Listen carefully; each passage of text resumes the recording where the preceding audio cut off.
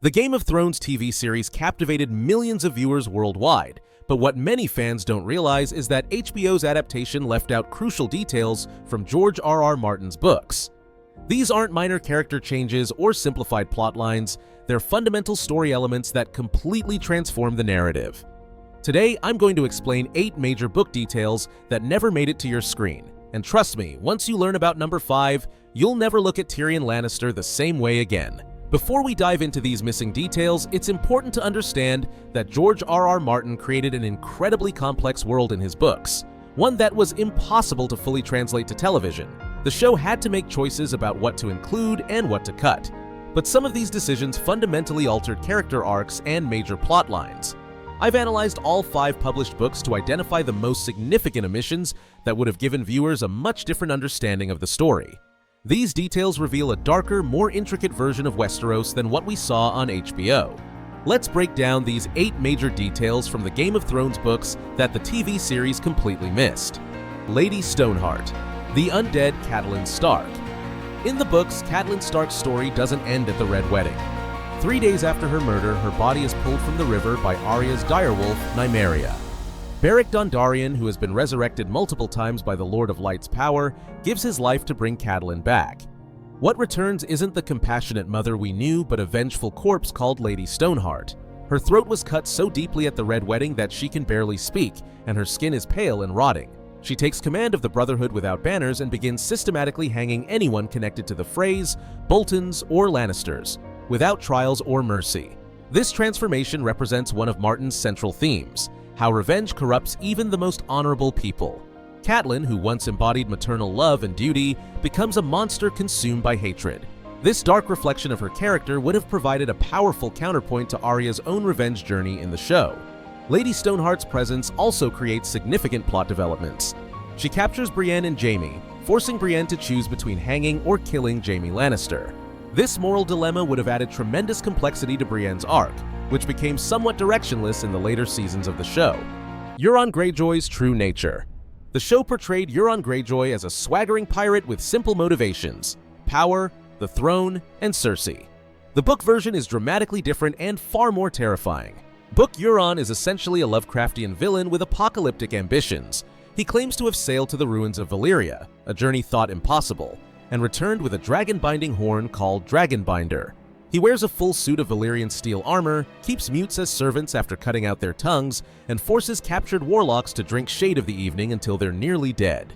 The books heavily imply that Euron committed deeply abusive acts against his younger brothers when they were children, explaining the deep trauma and hatred his brother Euron, the Damp Heir, feels toward him. His goal isn't simply to rule, he wants to become a god by triggering an eldritch apocalypse. Euron's crew is made up of mongrels and monsters from across the world, and he's collecting magical artifacts and conducting blood sacrifices to further his mysterious plans. This version of Euron would have provided the series with a human villain far more complex and terrifying than Cersei in the final seasons. The Dorne Conspiracy. The Dorne storyline in the show was widely criticized, but in the books, it's a complex political thriller with global implications. Prince Doran Martell isn't the passive figure we saw on screen. He's a patient, calculating player who has been planning Lannister destruction for decades. His famous line, "Fire and blood," reveals his true allegiance. He's secretly been supporting a Targaryen restoration all along. The Dornish plot has multiple moving parts. Doran's son Quentyn travels to Meereen to propose marriage to Daenerys. His daughter Arianne attempts to crown Myrcella as Queen of the Seven Kingdoms, exploiting Dornish law that allows female inheritance. The Sand Snakes each have distinct roles beyond being angry warriors. A secret marriage pact signed years ago promises Dornish support for the Targaryens. This complex web of alliances and schemes would have given Daenerys actual political support in Westeros, rather than the isolation the show created to justify her descent into madness. It also would have made Dorne a crucial player in the Game of Thrones, rather than an afterthought. Young Griff, the hidden Targaryen. Perhaps the most significant character completely cut from the show is young Griff, who is revealed to be Aegon Targaryen, supposedly the son of Rhaegar and Elia, who was smuggled out of King's Landing before the Mountain killed his family. In the books, Tyrion meets this blue-haired young man while traveling to Meereen. Aegon is being raised by Jon Connington, Rhaegar's former friend and Hand of the King, along with a group of sellswords called the Golden Company. Their plan is to invade Westeros and claim the throne before Daenerys even arrives. The mystery surrounding Aegon is fascinating.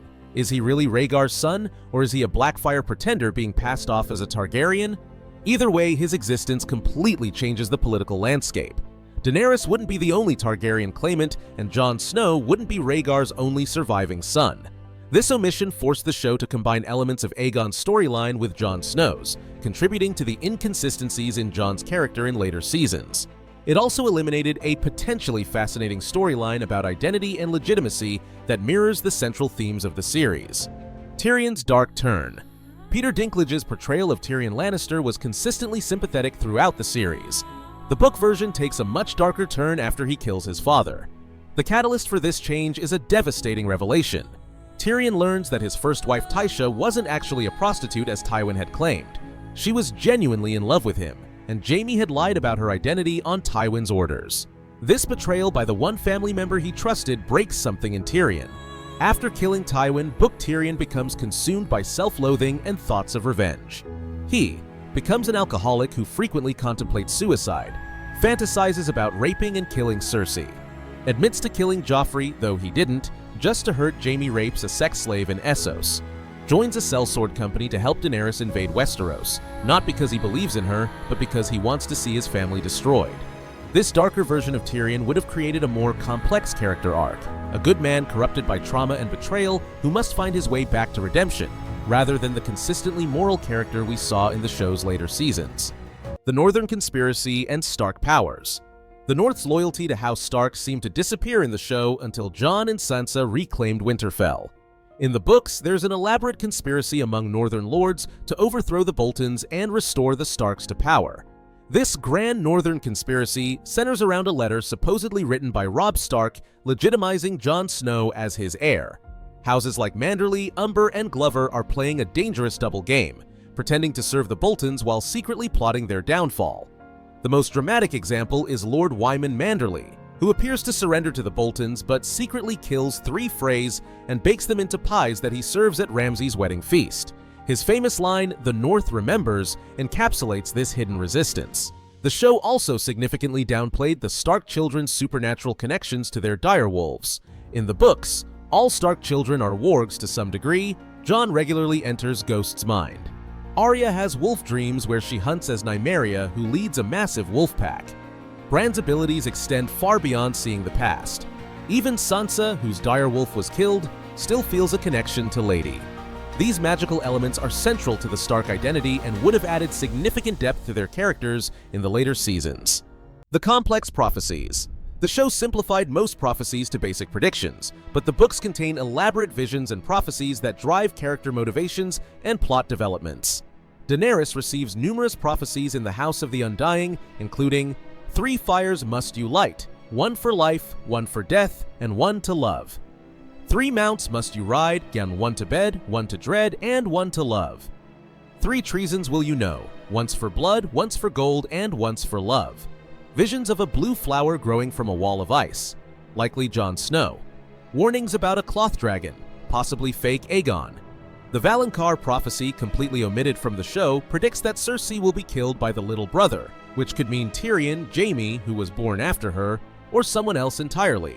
These prophecies create a rich tapestry of foreshadowing and misdirection that drives character decisions. Cersei's paranoia about Tyrion, for instance, stems directly from the Valonqar prophecy, giving her hatred a deeper motivation than what we saw on screen. The true nature of the others, White Walkers. Finally, the show's portrayal of the White Walkers as an army of ice zombies led by the Night King, a character who doesn't exist in the books, significantly simplified their nature. In the books, the others are described as beautiful in a cold, alien way, pale as milk, with armor that seemed to change color as they moved. They have their own language called Scroth that sounds like cracking ice, and they're shown to be intelligent and even somewhat playful in their cruelty. Martin has explicitly stated that the others aren't simply an evil force to be defeated.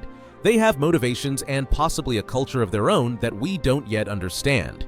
There are hints of ancient pacts between humans and others, suggestions that they're taking human babies for some purpose beyond creating more White Walkers, and indications that defeating them will require diplomacy as well as battle.